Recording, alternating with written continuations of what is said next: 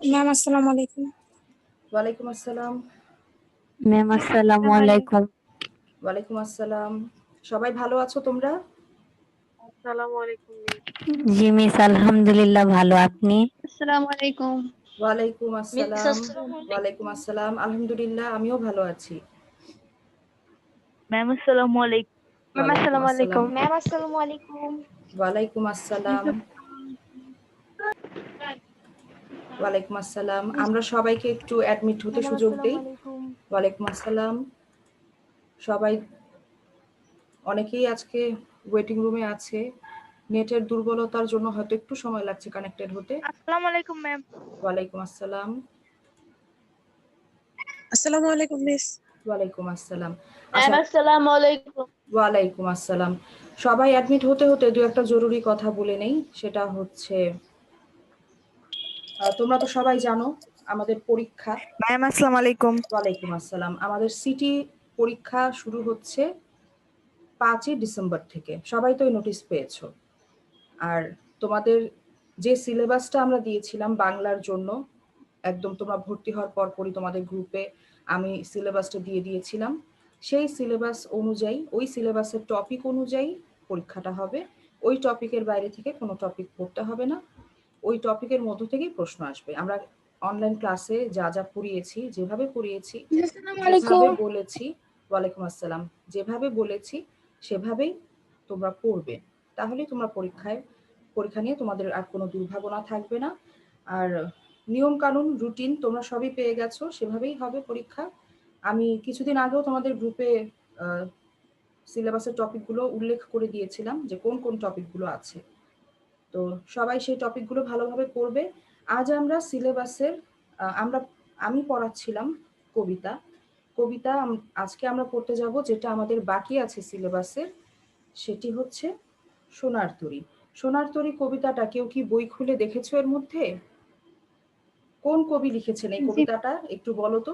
Rabindranath Tagore. Rabindranath Tagore. Very good. তার মানে তোমরা বাসায় একটু দেখেছো। ওয়ালাইকুম আসসালাম। আমি পার্টিসিপেন্ট একটু দেখি, অনেক পার্টিসিপেন্টস আজকে, অনেক স্টুডেন্টস। তো আমি রোলটা কল করব প্রথমে আমি হিউম্যানিটিজের রোল কল করব। আমি রোল বলে দিচ্ছি, তোমরা প্রেজেন্ট দিবে সেখান থেকে। একজন যখন প্রেজেন্ট দিবে অন্যজন কোনো কথা বলবে না, তাহলে আমি কিছু শুনতে পাবো না। প্রথমে হিউম্যানিটিজ থেকে ডাকছি রোল। কত তোমাদের হচ্ছে 201 থেকে শুরু। 201 থেকে 210 এর মধ্যে কে আছো বলো। মিস 101 কমিউনিটিস তো 101। ও হ্যাঁ, সরি, 101। হ্যাঁ, 101 থেকে 110 বলো। মিস 101। হ্যাঁ, 101 দিয়েছি। 101 থেকে 110 আর নাই। 111 থেকে 120।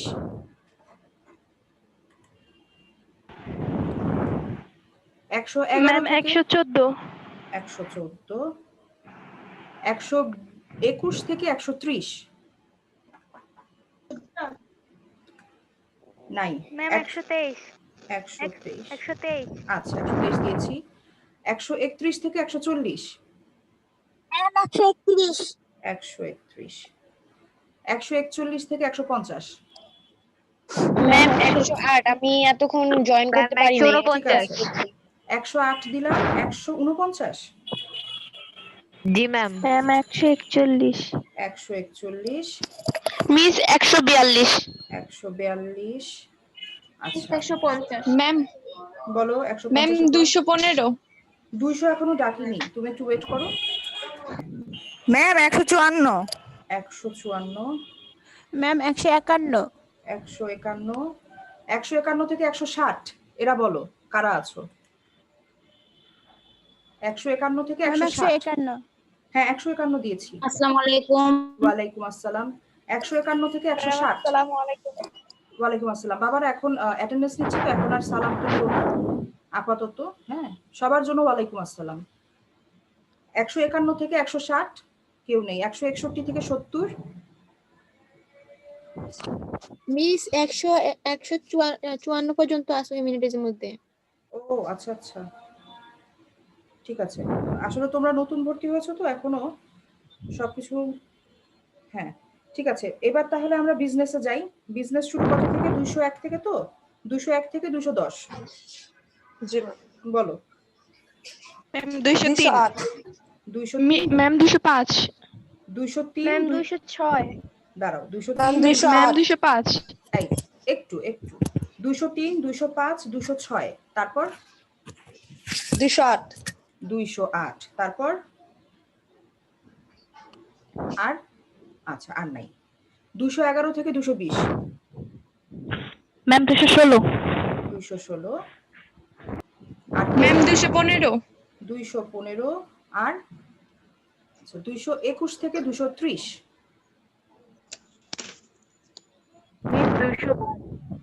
ম্যাম 110 110 শুনেছি। আরেকজনকে 222 222, ওকে। 220, 200 হ্যাঁ হ্যাঁ ফারজানা, কত রোল? মিস 219 219, ওকে। 221 থেকে 230 কেউ আছো? ম্যাম 110 110 মিস দিয়েছে। 126 কত? 26?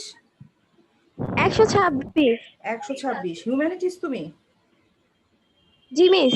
আচ্ছা জি মিস হিউম্যানিটিস, রোল কল হয়ে গেছে হ্যাঁ হয়ে গেছে। যারা বাকি আছো ক্লাসের শেষে দিবে। ম্যাম। ক্লাসের শেষে বিজনেস ডাকছি। 231 থেকে 240, 232 ম্যাম 232, সাদিয়া আফরিন। হ্যাঁ রোল বললেই হবে বাবা। জি ম্যাম। হ্যাঁ 231 থেকে 240, আর কেউ নেই?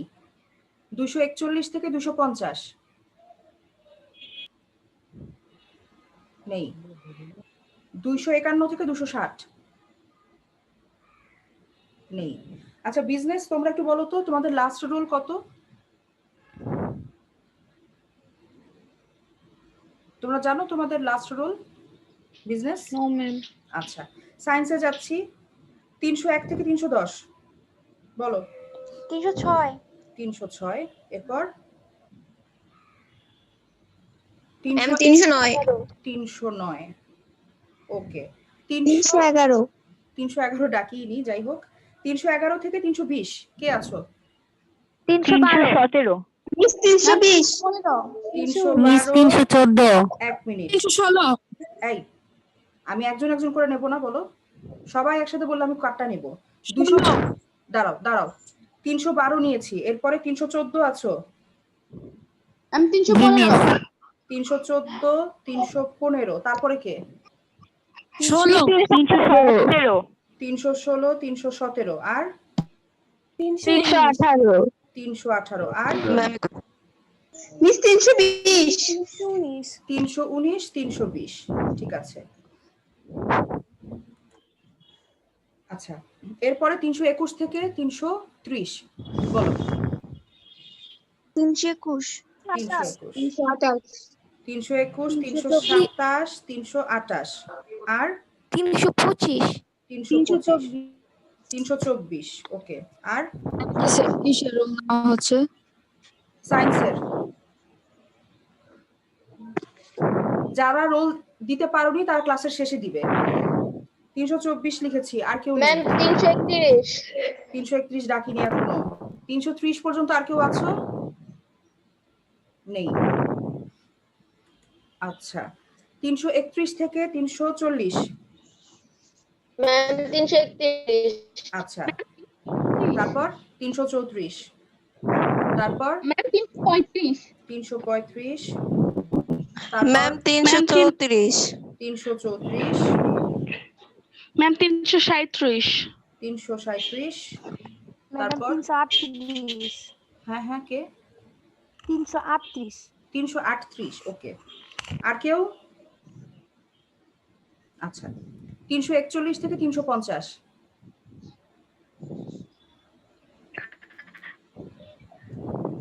মিস 346 46, তারপর মিস 340 44 আর 48, দাঁড়াও।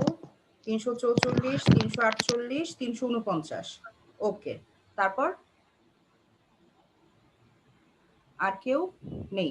351 থেকে 360, মিস 351 351, আর কেউ? Name call 354। ওকে, আর কেউ? 355 355, 356। আর ম্যাম 358 358। আর কে?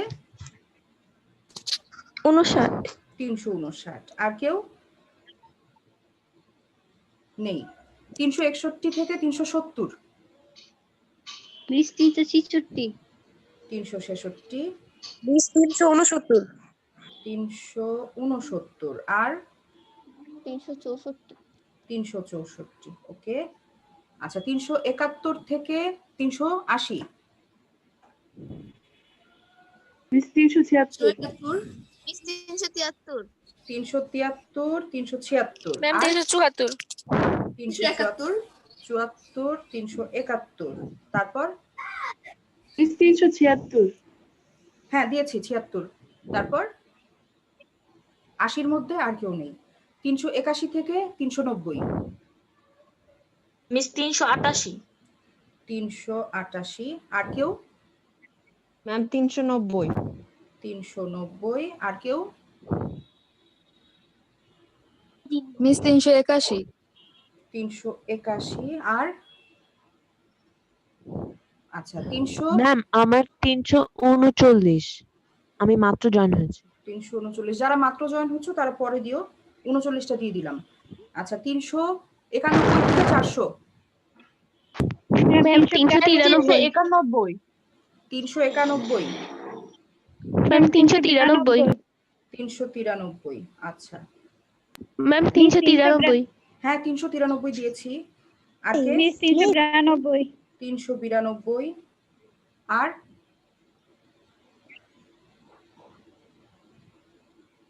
আচ্ছা 400 পর্যন্ত রেখেছি। 400-র পরে যারা আছো তারা বলে ফেলো।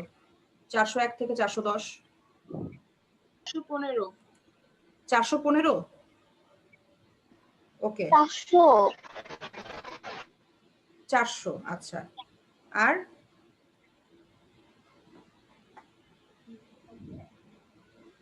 আর কেউ আছো 400-র পরে?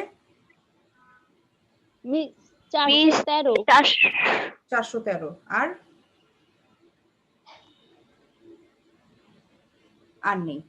আচ্ছা এবারে আমরা আমাদের ক্লাস শুরু করছি। ক্লাসটা খুব জরুরি আমাদের। মিস 225 মিস 412 412 পর্যন্ত দিলাম। এখন আর রোল কল করব না, এখন আমরা পড়তে চলে যাব।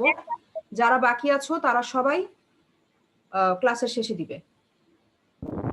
এখন আমরা যেটা পড়তে যাচ্ছি তোমাদের আগেই বলেছি, সোনার তরী কবিতাটা। আচ্ছা সোনার তরী কবিতাটা সবার সামনে নিশ্চয়ই বই আছে। বই আছে? জি ম্যাম আচ্ছা তো আমরা আগে বই থেকে কবিতাটা পড়ি, পড়ে তারপর সেটার আলোচনায় যাই। ও তোমাদেরকে যেটা বলার কথা, তোমরা অবশ্য জানো, তোমরা প্রথমে পড়বে কবি পরিচিতি। কবি পরিচিতিতে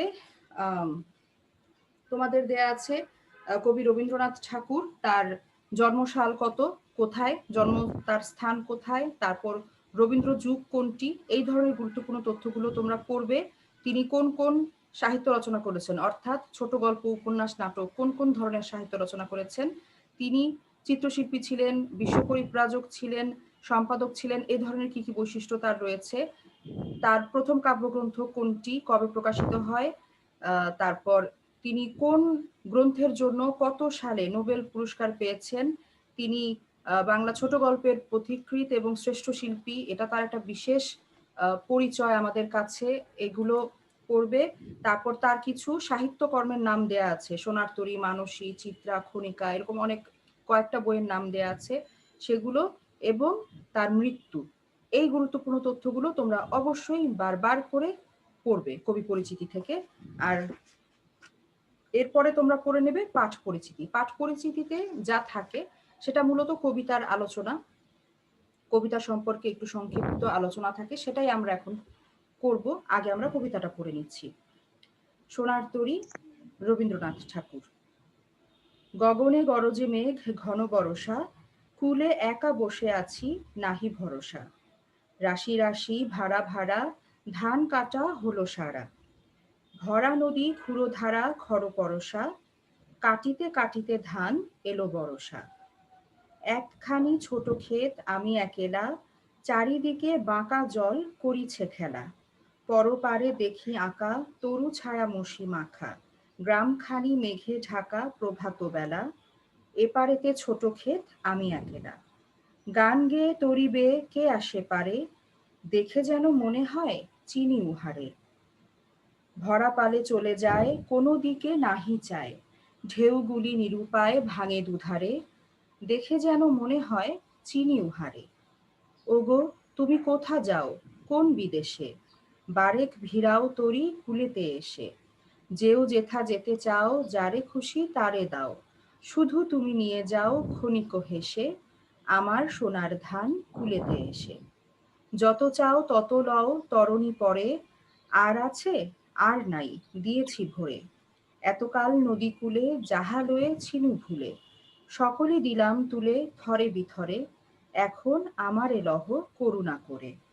ঠাঁই নাই ছোট সে তরি, আমারই সোনার ধানে গিয়েছে ভরি, শ্রাবণ গগন ঘিরে ঘন মেঘ ঘুরে ফিরে, শূন্য নদীর তীরে রহিনু পরি, যাহা ছিল নিয়ে গেল সোনার তরি।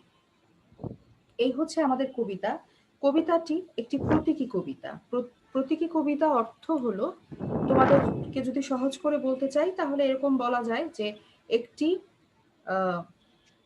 গূঢ় কোনো ভাবার্থ একটি সহজ কথার মাধ্যমে যদি ফুটিয়ে তোলা হয়, সরাসরি না বলে কোনো বিষয়ের আশ্রয় নিয়ে একটি, একটু অ্যাডমিট করে নেই, হ্যাঁ, যদি সরাসরি ভাবে না বুঝিয়ে, শাব্দিক অর্থে না বুঝিয়ে কোনো প্রতীকের সাহায্যে অন্য কোনো গভীর একটি অর্থ প্রকাশ করা হয়ে থাকে, তাহলে সেটাকে আমরা বলি প্রতীকের ব্যবহার করা। সেই অর্থে এটি একটি প্রতীকী কবিতা। এখানে যেমন আমরা দেখতে পাচ্ছি যে বর্ষাকালের একটি ছবি, একটি জায়গায় কৃষক দাঁড়িয়ে আছেন, তার চারপাশে হচ্ছে নদী, নদীর স্রোত বয়ে যাচ্ছে, মাঝখানে একটু ছোট ক্ষেত, সেখানে সেই কৃষক তার ধান নিয়ে দাঁড়িয়ে আছেন। তখন তিনি দেখলেন যে তারপর বর্ণনা আছে, ওপারে একটি ছোট গ্রাম দেখা যাচ্ছে, গ্রামটা দেখতে কেমন লাগছে, চারপাশে ক্ষুরধারা পানি, নদীর জল বয়ে যাচ্ছে, স্রোত বয়ে যাচ্ছে। হঠাৎ কৃষক দেখলেন নদীতে ভরা পালে কে যেন গান গেয়ে নৌকা বেয়ে কে যেন আসছে, যে আসছে তাকে কৃষকের মনে হচ্ছে যেন তাকে চিনি।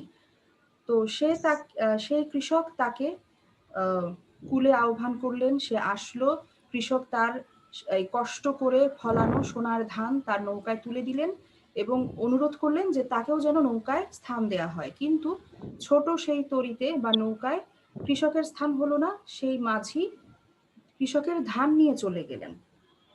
আর কৃষক শূন্য নদীর তীরে একা দাঁড়িয়ে রইলেন। এই যে একটা দৃশ্য আমরা দেখতে পেলাম, একটি কাহিনী, এই কাহিনীটা আসলে একটা প্রতীক। এই কাহিনীটার আড়ালে কবি একটি গুরুত্বপূর্ণ জীবনবোধের পরিচয় তুলে ধরেছেন। সেটা কি? সেটা হচ্ছে এই যে, একটু অ্যাডমিট করে নেই, তিনি গভীর একটা জীবন দর্শনের পরিচয় দিচ্ছেন। সেটা এইরকম যে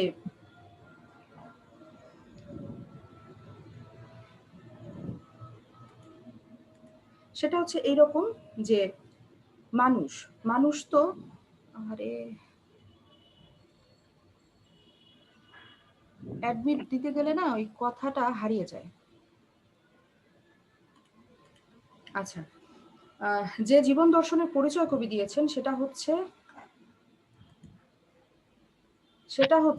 যে মানুষের জীবন নশ্বর, সে অবিনশ্বর নয়, সে অমর নয়, মানুষের একসময় মৃত্যু হয়। মানুষ সারা জীবনে যা অর্জন করে, যে মহৎ কাজগুলো অর্জন করে, এই যে জান্নাতি আক্তার, তোমাকে মিউট করতে হবে এখন, আমার তুমি ক্লাসে ডিস্টার্ব করছো, তোমার ওখান থেকে শব্দ আসছে, তোমাদের সবাইকে বলা আছে মিউট করে রাখার জন্য। যে গভীর জীবন দর্শনের পরিচয় আমরা পাই সেটা হচ্ছে যে মানুষ তো অমর নয়, মানুষের মৃত্যু অবধারিত, মৃত্যু হবেই, কিন্তু মানুষ তার জীবৎকালে যে মহৎ কাজগুলো করে যায় সেই কাজগুলো পৃথিবীতে রয়ে যায়, কিন্তু পৃথিবীতে সেই সৃষ্টির শুরু থেকে পৃথিবী ধ্বংস হওয়ার আগ পর্যন্ত আমরা যেটাকে বলি কেয়ামত, সেই কেয়ামতের আগ পর্যন্ত সৃষ্টির শুরু থেকে যত মানুষ জন্মগ্রহণ করেছেন তারা সবাই মৃত্যুবরণ করবেন, করেছেনও। কিন্তু অর্থাৎ তাদের মানে মানুষ বেঁচে থাকে না চিরদিন, চিরদিন মানুষ বেঁচে থাকে না, কিন্তু মহৎ কর্ম, মানুষের যে মহৎ কর্মগুলো থাকে সেগুলো পৃথিবীতে রয়ে যায়। পৃথিবী ধ্বংস না হওয়া অবধি সেই কর্মগুলো থেকে যায়। সেই মানুষটি বেঁচে থাকেন না ঠিকই, কিন্তু তার কর্ম রয়ে যায় পৃথিবীতে। উদাহরণস্বরূপ দেখো, আমরা যে কবির কবিতা আলোচনা করছি, রবীন্দ্রনাথ ঠাকুর, তিনি মৃত্যুবরণ করেছেন 1941 সালে। আমরা 2020 সালে এসেও তার কবিতা আমাদের পাঠ্য বইয়ে পেয়েছি, আমরা পড়ছি তার কবিতা।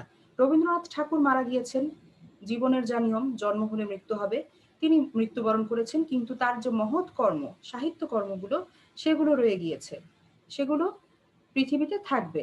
অর্থাৎ মানুষ থাকবে না, কিন্তু মানুষের মহৎ কর্ম থেকে যায়। এই কৃষক যেরকম তার যে কষ্টে অর্জিত সোনার ধান, সেই সোনার ধান তিনি সোনার তরীতে দিয়ে দিলেন। এই যে মাঝি, মাঝি হচ্ছে আচ্ছা চরিত্রের ব্যাখ্যায় পড়ে যাই। এই যে সোনার ধান তিনি দিয়ে দিলেন, কাকে দিয়ে দিলেন? মাঝিকে দিয়ে দিলেন। সোনার তরীতে করে মাঝি সেই সোনার ধান নিয়ে চলে গেল। শূন্য নদীর তীরে একা কৃষক দাঁড়িয়ে রইলেন। অর্থাৎ মহাকালের কাছে মানুষের কর্মটা থাকে, মহাকাল মানুষের কর্মকে ধারণ করে, কিন্তু মানুষটাকে, ব্যক্তি মানুষটাকে সে চিরকাল ধারণ করে না। প্রকৃতির নিয়মে, জীবনের নিয়মে মানুষ মৃত্যুবরণ করে, কিন্তু মানুষের যে মহৎ কর্ম, তার মৃত্যু হয় না, সেই সৃষ্টি বেঁচে থাকে। এটি হচ্ছে এই কবিতার মূল ভাব, মূল বক্তব্য এটাই। এখন আমরা কিছু গুরুত্বপূর্ণ লাইন আমি তোমাদের জন্য রেখেছিলাম যে তোমাদের বুঝিয়ে দেব, সেটা বলে দিই।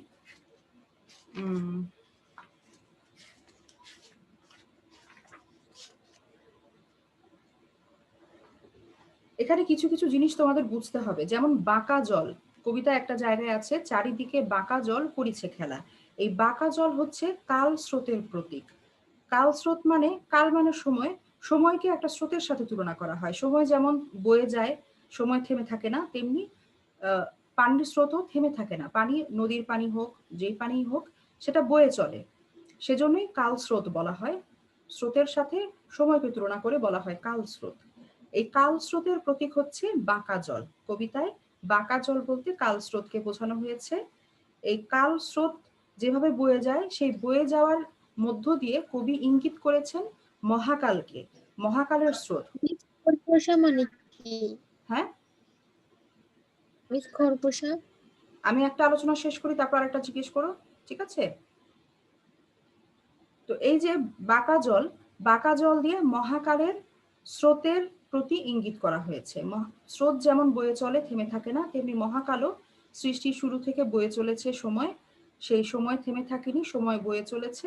এ কারণে বাঁকা জল দিয়ে কাল স্রোত এবং বা মহাকালের স্রোতকে বোঝানো হয়েছে। এবারে বলছি যে খরপরশা, যেটা একজন জিজ্ঞেস করেছো, সেখানে বলা আছে কবিতায়, ভরা নদী ক্ষুরধারা খরপরশা। এটুকু আগে বুঝিয়ে নিই যে ঘোর, আচ্ছা তোমরা তোমাদের বই বের করো তো, বইয়ের শব্দার্থে দেখো খরপরশা কি বলা আছে। ম্যাম ধারালো বর্ষা। ধারালো বর্ষা। হ্যাঁ, ধারালো বর্ষা, অর্থাৎ এই যে পানিটা, প্রমত্ত পদ্মা, তোমরা তো অনেকেই বর্ষা। পদ্মার আগের রূপটা এখন আর নেই। তো যখন পদ্মায় বর্ষাকালে ভরা নদী, প্রচন্ড স্রোত হয়, সেই স্রোতে যে পানি যেভাবে প্রবাহিত হয় সেটা অত্যন্ত মানে ধারালো, এতটা ধারালো, মানে ধারালো, দাঁড়াও একটু অ্যাডমিট করি, দেখেছো না তীব্র স্রোতে নদীর পাড় ভেঙে মাটি পড়ে, তো ওই রকম ধারালো স্রোতকে বর্ষার সাথে তুলনা করা হয়েছে। বর্ষা তোমরা চেনো সবাই, এই যে এভাবে মানে হাতে একটা লম্বা লাঠি থাকে, লাঠির মাথায় তীরের মতো থাকে, সূচালো একটা অংশ থাকে। লাঙ্গল? না, লাঙল না। লাঙল দিয়ে ধান চাষ করা হয় বা ক্ষেতে চাষ দেওয়া হয়। এটা হচ্ছে এখন তোমাদের কি করে দেখাই তোমরা যদি না দেখে থাকো। এটা এক ধরনের অস্ত্র। ম্যাম এই বর্ষা দিয়ে ওই যে প্রাচীনকালে পশু পাখি মারা হতো না? এক্স্যাক্টলি, প্রাচীনকালে পশু পাখি শিকার করা হতো। সে একটা লম্বা লাঠির মতো হয় এবং তার মাথায় সূচালো অংশ থাকে, ওটা দিয়ে মানে শিকার করা হতো। খুব ধারালো তীক্ষ্ণ মাথা, সেটা দিয়ে শিকার করা হতো, প্রাণী শিকার করা হতো। সেটা হচ্ছে বর্ষা। তো সেই বর্ষা, ধারালো বর্ষার সাথে তুলনা করা হয়েছে স্রোতকে, সেটাকেই বলা হচ্ছে খরপরশা। ঠিক আছে, ধারালো বর্ষার মতো বলা হয়েছে, এটাই হচ্ছে খরপরশা। আর ক্ষুরধারা, ক্ষুরধারা মানে হচ্ছে খুরের মতো ধারালো প্রবাহ, পানির যে স্রোত সেটা খুরের মতো ধারালো। খুর একটি অস্ত্র, অস্ত্র না ঠিক, এটা এইটুকু একটা জিনিস, সেটার মধ্যে মানে ব্লেড দিয়ে আমরা এখন যে কাজগুলো করি, ব্লেডের যেরকম ধারালো পাশ থাকে সেটা দিয়ে আমরা যেমন কাজ করি, ওরকম খুর ছিল, খুরের একটা পাশ ব্লেডের মতো ধার থাকতো। তো এটা হয়তো তোমরা দেখোনি, দেখার কথাও না, খুরের ব্যবহার এখন নেই। তো এটুকুই বুঝে নাও যে ব্লেডের মতোই একটা ধারালো অংশ থাকতো, সেটা দিয়ে ওই চাছার কাজ করা হতো। তো এরপরে তোমাদের যেটা বুঝতে হবে সেটা হলো এই যে গান গেয়ে তরিবে কে আসে পারে, দেখে যেন মনে হয় চিনি উহারে। তরি অর্থ তো নৌকা, সেটা তোমরা জানো। তো এক নৌকা বেয়ে একজন মাঝির এগিয়ে আসার কথা কবি বলেছেন, এবং কবির দৃষ্টিতে এই মাঝি হচ্ছে মহাকালের প্রতীক, আগে বলেছি। আর কৃষক হচ্ছে কবি নিজেই। এই কবিতায় যে কৃষক আছে, যে সোনার ধান ফলাচ্ছে, সে কৃষক কবি নিজেই। কৃষকের প্রতীকে কবি নিজেকেই নিজে উপস্থাপন করছেন। আর যে মাঝি নদী বেয়ে আসছে, সে মাঝি হচ্ছে মহাকালের প্রতীক। তিনি এই যে মাঝিকে আহ্বান করছেন যে বারেক ভিড়াও তরি কুলিতে এসে, কবি আহ্বান করছেন যে হে মহাকাল, তুমি আমার যে সৃষ্টি সেটি নাও এবং আমাকেও তোমার কাছে, তোমাকে মানে তোমার নৌকায় স্থান দাও। মানে মহাকালের কাছে তিনি নিজের একটা স্থান ভিক্ষা চাইছেন, স্থান কামনা করছেন। কিন্তু মহাকাল শুধু তার সৃষ্টি অর্থাৎ সোনার ধান নিয়েই চলে যায়, সেই তরিতে কবির বা কৃষকের জায়গা হয় না। আচ্ছা, এবার আরেকটা গুরুত্বপূর্ণ যে বিষয়টা দেখব সেটা হচ্ছে সোনার ধান। সোনার ধান তোমরা এতক্ষণে বুঝে গেছো। সোনার ধান দিয়ে কবি বুঝিয়েছেন কবির সৃষ্টিকর্মের যে সমাহার বা সম্ভার, সেটি। এটা দিয়ে তিনি ফসল রূপে যে ধান, সেই ধানের সাথে নিজের সৃষ্টিকে, সৃষ্টি সম্ভারকে তুলনা করেছেন। আর এই কবিতায় আরো যে গুরুত্বপূর্ণ জিনিস তোমরা দেখবে সেটা হচ্ছে বর্ষা প্রকৃতির যে রূপ। এখানে আমরা বর্ষা ঋতুতে নদীর একটা বর্ণনা, নদীতে জল কিরকম থাকে, কিভাবে স্রোত বয়ে যায়, কতটা ধারালো সে স্রোত, তারপর নদীর এপার থেকে ওপারে একটি গ্রাম দেখা যাচ্ছে, সেই গ্রামটিকে মনে হচ্ছে তরু ছায়া মশি মাখা। মশি অর্থ হচ্ছে কালি, মনে হচ্ছে যে কালি মাখানো, মানে মেঘ হয়েছে, দূরে একটি গ্রাম দেখা যাচ্ছে, অনেক গাছ দেখা যাচ্ছে সেই গ্রামের যে সীমানা সেখানে। এ কারণে তরু ছায়া মশি মাখা কবির কাছে মনে হয়েছে। তো বর্ষা প্রকৃতির এই স্বরূপটা তোমরা পড়বে। আর কবিতার যে গুরুত্বপূর্ণ চরিত্র, যে কৃষক বলতে এখানে কাকে আসলে বোঝানো হয়েছে, বা কৃষকের প্রতীকে এখানে কবি কাকে বুঝিয়েছেন, মাঝির প্রতীকে কবি কাকে বোঝাতে চেয়েছেন, এই বিষয়গুলো, তারপর সোনার ধান বলতে কি বোঝানো হয়েছে, এগুলো মনে রাখবে। আর আরেকটা গুরুত্বপূর্ণ তথ্য তোমাদের মাথায় রাখতে হবে, সেটা হচ্ছে ছন্দ। সোনার তরী কবিতাটি মাত্রাবৃত্ত ছন্দে রচিত। আর আরেকটি কথা, যে পংক্তি 8+5 মাত্রার পূর্ণ পর্বে বিন্যস্ত। হঠাৎ হঠাৎ এখান থেকে প্রশ্ন চলে আসে যে কত মাত্রার পূর্ণ পর্ব আছে এখানে, তখন 8+5 এটা মনে রাখতে হবে। আর কোন ছন্দ, এটা তো খুবই মানে গুরুত্বপূর্ণ, মাত্রাবৃত্ত ছন্দে রচিত। আর সোনার তরী কি ধরনের কবিতা, বলতে হবে সোনার তরী একটি রূপক কবিতা। আর সোনার তরী কবিতাটি কোন কাব্যগ্রন্থ থেকে নেওয়া হয়েছে, দেখি কে বলতে পারবে? সোনার তরী। হ্যাঁ, গুড। সোনার তরী কাব্যগ্রন্থ থেকেই সোনার তরী কবিতাটি নেওয়া হয়েছে। অর্থাৎ সোনার তরী হচ্ছে একটি নাম কবিতা। নাম কবিতা অর্থ হলো, অনেক সময় তোমরা দেখবে যে একটা কবিতার বইতে তো অনেকগুলো কবিতা থাকে, এর মধ্যে কোনো একটি কবিতার নাম অনুসারে কবিতার বইয়ের নামকরণ করা হয়। যেমন সোনার তরী কবিতাটার নাম অনুসারে কাব্যগ্রন্থের নামই হয়েছে সোনার তরী। সুতরাং এই যে কবিতার নাম এবং কবিতার বইয়ের নাম এক, সেই কবিতাকে বলা হয় নাম কবিতা। নাম কবিতা বিষয়টা বুঝেছো?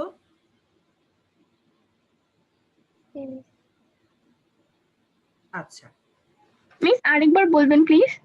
হ্যাঁ বলছি। নাম কবিতা অর্থ হলো, একটু অ্যাডমিট করছি দাঁড়াও।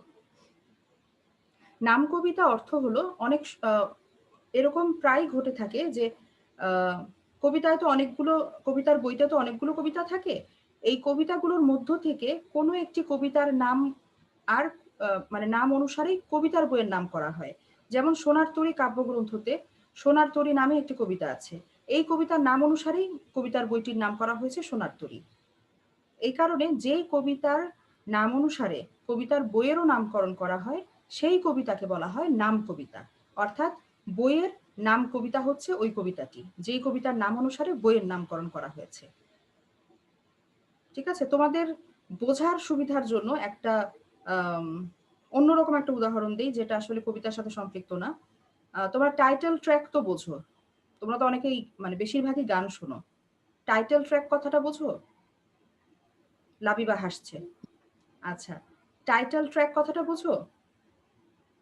যদি বুঝে থাকো তাহলে টাইটেল ট্র্যাক যে জিনিস, কোনো মুভির নামানুসারে গান, এরকম বিষয়টাকেই তো টাইটেল ট্র্যাক বলা হয়। তো ওই টাইটেল ট্র্যাক যেটা, সেটাই হচ্ছে নাম কবিতা। এইভাবে যদি বুঝতে পারো। নাম কবিতা কি বুঝতে পেরেছো এখন? জি ম্যাম। জি ম্যাম। আচ্ছা, এবারে তো আমরা আমাদের আলোচনা তো মোটামুটি শেষ করেছি। এখন যারা যারা পরে জয়েন করেছো, রোল দিতে পারোনি, তারা একটু এখানে লিখে ফেলো। আমি চ্যাটিং বক্সটা ওপেন করে দিলাম,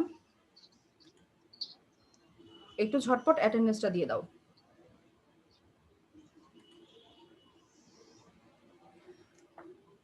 আচ্ছা, সোনার তরী কবিতাটা আমরা আজকে আলোচনা করলাম। এখানে যা যা গুরুত্বপূর্ণ বিষয় তোমাদের বোঝার মতো রয়েছে সবই আলোচনা করলাম। এখন তোমাদের একটু আমি মানে কবিতার যে ভাবার্থটা আরেকবার তোমাদেরকে একটু শেয়ার করি, শেষবারের মতো তোমরা আরেকটু বুঝে নাও।